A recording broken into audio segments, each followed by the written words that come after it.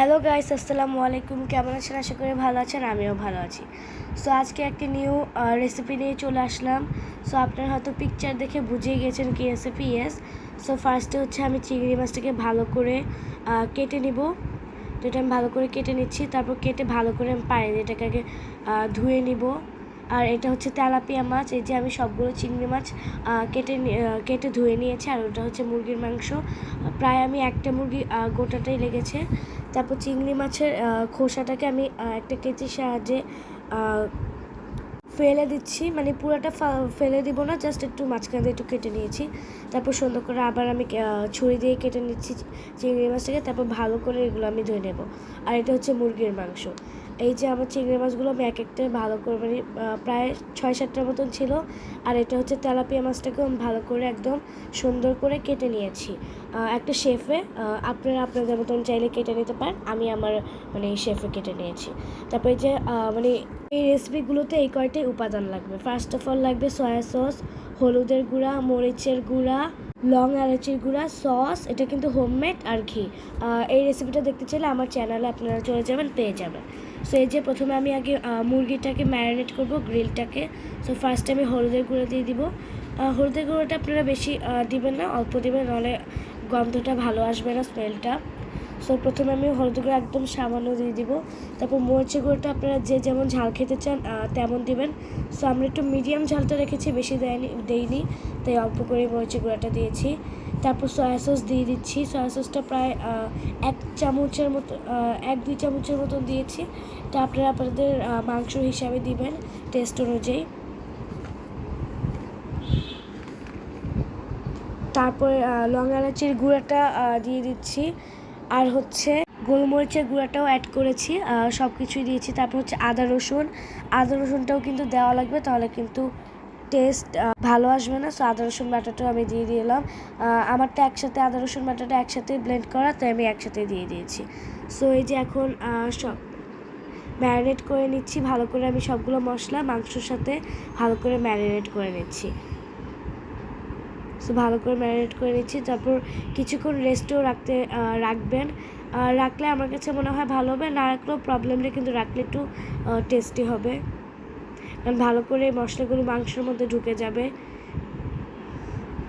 তারপর ভালো করে ম্যারিনেট করে নিচ্ছি।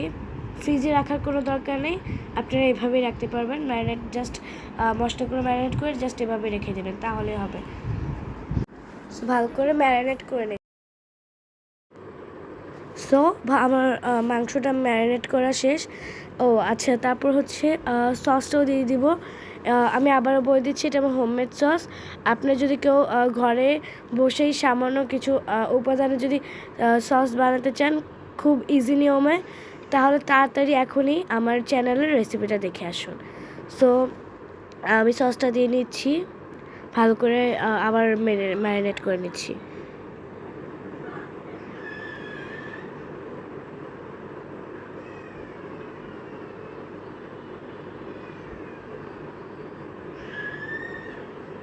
সো তারপর আমি ঘি দিয়ে দিচ্ছি। ঘিটা ঘিটা হচ্ছে আমি অনলাইন থেকে অর্ডার করেছিলাম। সো এটা দিয়ে দিচ্ছি। আপনারা চাইলেও অর্ডার করে নিতে পারেন অনলাইনে, বা কিনেও আনতে পারেন, যে কোনো শপ থেকে পেয়ে যাবেন। ঘিটার বদলে আপনারা চাইলে অয়েলও দিতে পারেন, মানে তেলও দিতে পারেন। তো আমি তেলটাও ইউজ করেছি, ঘিটাও ইউজ করেছি, দুইটাই ইউজ করেছি।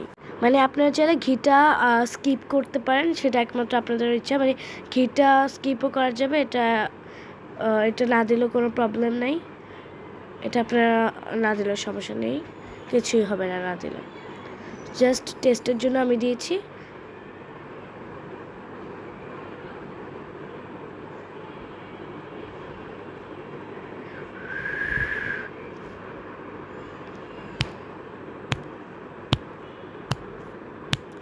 ভালো করে ম্যারিনেট করে নিচ্ছি। তারপর এই যে এখন হচ্ছে আমি সরিষার তেল দিয়ে দিচ্ছি। সরিষার তেলটা কিন্তু অবশ্যই দেওয়া লাগবে। মানে সরিষার তেলটা যদি আপনাদের হাতের কাছে না থাকে, তাহলে সয়াবিন তেলটা হলেও দিবেন রান্নার, তাহলে, কারণ এটা যেহেতু আমরা ওভেনে দেবো, তাই তেলটা কিন্তু দেওয়া লাগবে। আর একটু লবণটা আমি প্রথমে দিতে ভুলে গিয়েছিলাম, তারপর যে লাস্টে আমি অ্যাড করে দিয়েছি লবণটা। লবণটা হচ্ছে টেস্ট অনুযায়ী বা মাংসর পরিমাণ অনুযায়ী ভালো করে দেওয়া লাগবে। আর এই হচ্ছে তেলাপিয়া মাছ। তো আমি ক্যামেরা অন করতে ভুলে গিয়েছিলাম, প্রথমে জাস্ট মরিচের গুঁড়োটা অ্যাড করেছি আর কিছুই না। তারপর হচ্ছে হলুদের গুঁড়ো অ্যাড করে দিয়েছি, তারপর লবণ দিয়ে দিচ্ছি টেস্ট অনুযায়ী।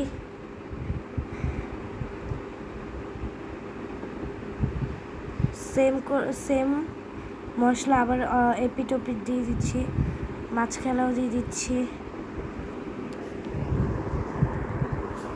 ভালো করে মাছটাও ম্যারিনেট করে নিয়েছি।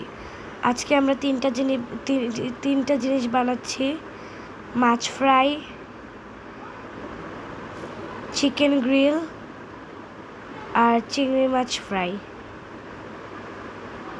সো মাছটাকেও ভালো করে ম্যারিনেট করে নিচ্ছি।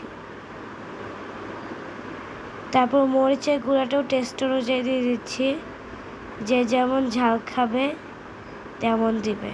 গাইস,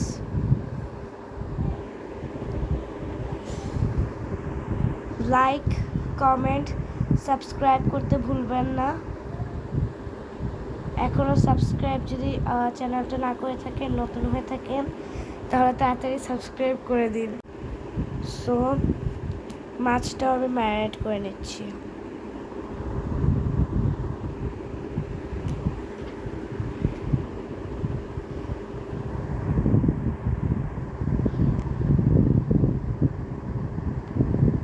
সো সবাইকে নববর্ষের অনেক অনেক শুভেচ্ছা।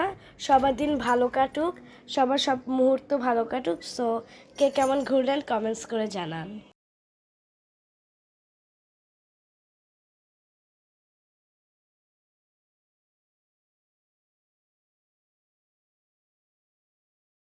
আপনারা কী ভিডিও দেখতে চান তাও কিন্তু আপনি আপনার কমেন্টস করে জানাবেন, তাহলে আমি মোটিভেট হয়ে ওই রেসিপিটি বানিয়ে আপনাদের সাথে শেয়ার করব আপনাদের মাঝে।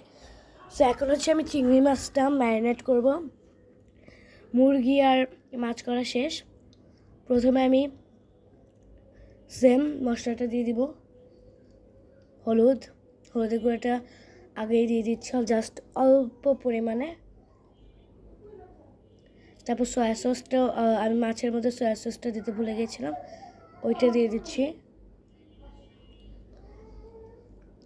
যেহেতু বানাবেন একটু ভালো করে ম্যারিনেট করে একটু যত্ন সহকারেই বানাবেন। সো আমি মাছের ভিতর বাহির উল্টা সব পিঠেই মশলাটা একদম ভালো করে মাখিয়ে নিয়েছি, ভালো করে মাখিয়ে নিচ্ছি।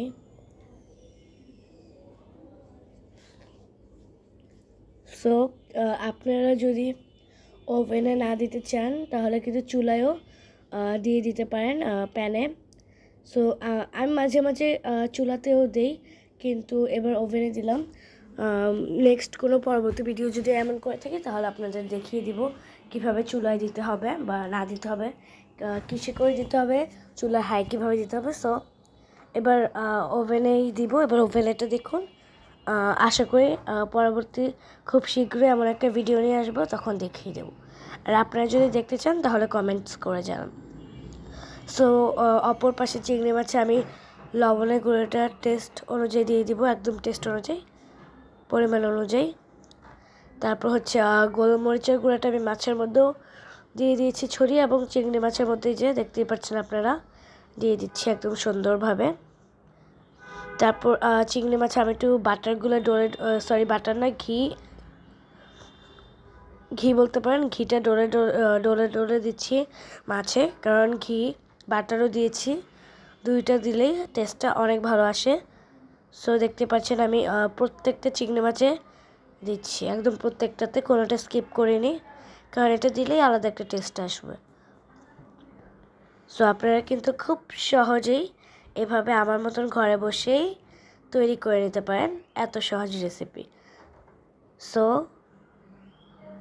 আমি আবার দিয়ে দিচ্ছি।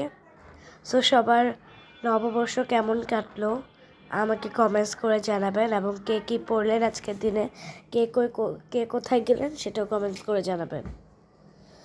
সো চিংড়ি মাছে আমি প্রত্যেকটাতে বাটার ডলে দিচ্ছি, সুন্দরভাবে দিচ্ছি, যে আপনারা দেখতেই পাচ্ছেন অবশ্যই। আর আমার ভিডিও আপনাদের কেমন লাগে সেটাও কমেন্টস করে জানাবেন।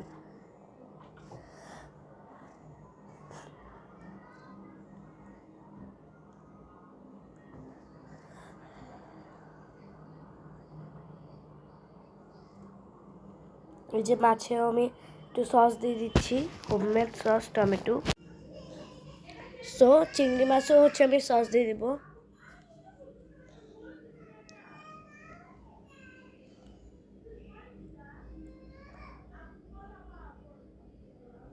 ভালো করে আমি এপিট ওপিট ভিতর বাহির ম্যারিনেট করে নিচ্ছি। এই মাছের নামটা হচ্ছে তেলাপিয়া মাছ দিয়ে করছি আজকে।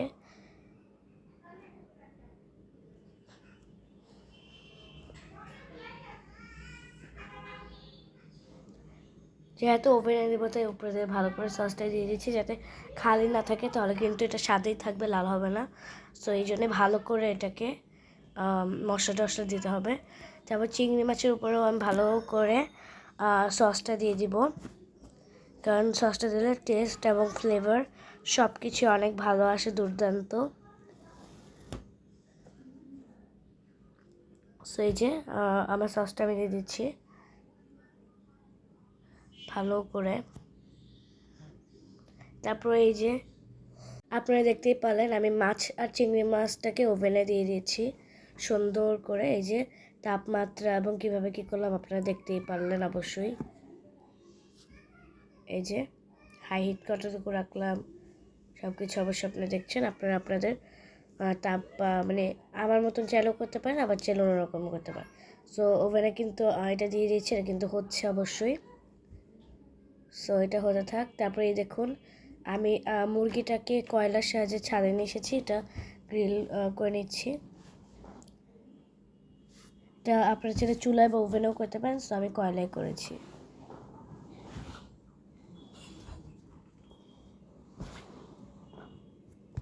এটাকে ভালো করে এপিট ওপিট করে নিতে হবে, কয়লায় করলে আলাদাই একটা ফ্লেভার আসে।